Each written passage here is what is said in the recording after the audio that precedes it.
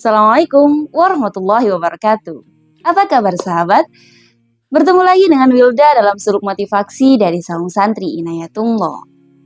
Sahabat, ada begitu banyak rahasia agung di dalam sholat yang tidak kita ketahui. Yang karena ketidaktahuan kita itu, kita kerap mengabaikan sholat, melakukan sholat dengan malas-malasan, tergesa-gesa, dan ingin mengakhiri sholat dan kembali pada kehidupan dunia.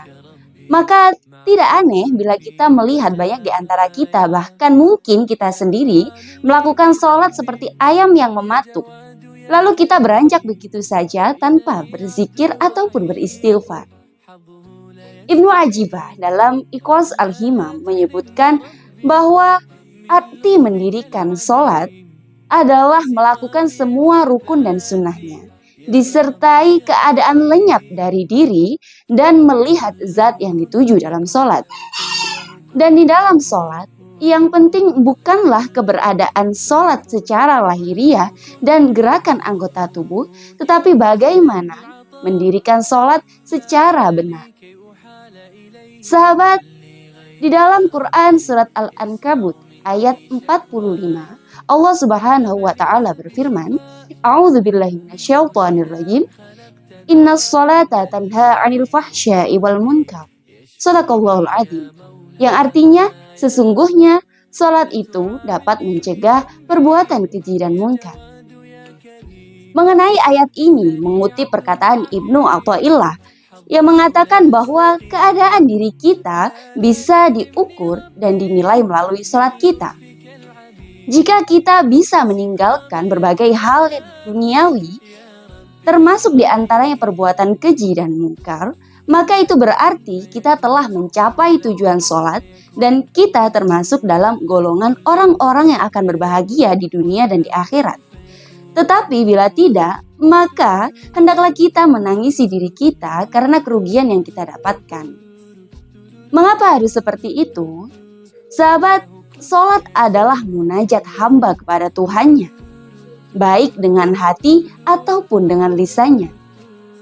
Bila lisan kita membaca dan berdoa, tetapi hati kita tidak tertuju kepada Allah Subhanahu wa taala, itu berarti kita telah melakukan sholat dengan lalai. Selain itu, ruku dan sujud yang kita lakukan dimaksudkan untuk mengagungkan Allah. Bila tidak ada sikap dan rasa pengagungan di dalam hati kita, maka yang tersisa hanyalah gerakan lahiriah tubuh semata, sebuah gerakan ringan yang tidak sulit untuk dilakukan. Sementara nilai keutamaan sholat terdapat pada kehadiran hati kita di hadapan Allah SWT. Sahabat, bila kita ingin mengetahui hakikat diri kita di hadapan Allah dan mengetahui keberadaan kita bersamanya, maka perhatikanlah baik-baik sholat yang kita lakukan. Apakah kita melakukan sholat kita dengan khusyuk dan tenang, ataukah lalai dan tergesa-gesa? Khusyuk yang dimaksud adalah sibuknya hati, lisan, anggota tubuh, serta gelora perasaan dari orang yang sholat bahwa ia tengah berada di hadapan Allah Subhanahu wa taala. Ia harus menyadari apa yang ia katakan dan tidak dilalaikan oleh urusan duniawi. Kekhusyuan ini bisa didapatkan melalui ma'rifat.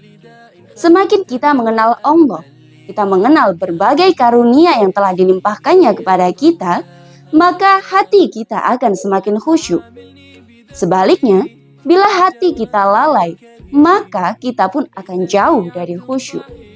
Sahabat, satu hari hanya terdiri dari 24 jam. Selama lebih dari 23 jam, Allah membiarkan kita tidak terhubung kepadanya. Karena pada nyatanya, sholat 5 waktu yang kita lakukan tidak menghabiskan waktu lebih dari setengah jam. Maka, selama waktu setengah jam itu, Allah menyeru kita untuk menyendiri bersamanya agar kita mendapatkan karunia, pertolongan, dan pancaran cahayanya. Sudah semestinya kita mengucapkan sebuah pertanyaan gugatan kepada diri kita sendiri. Apakah waktu setengah jam itu terlalu lama sehingga kita melakukan sholat dengan lalai dan tergesa-gesa?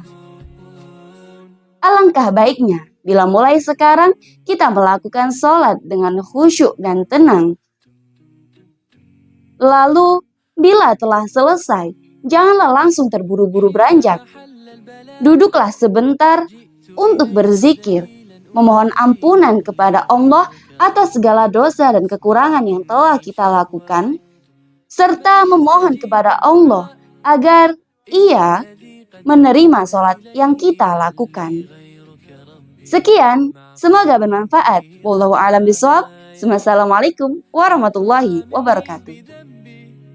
يا جواد يا كريم إنني عبد ضعيف حظه لا يستقيم لا تحرمني ربي من لطفك العميم فسقام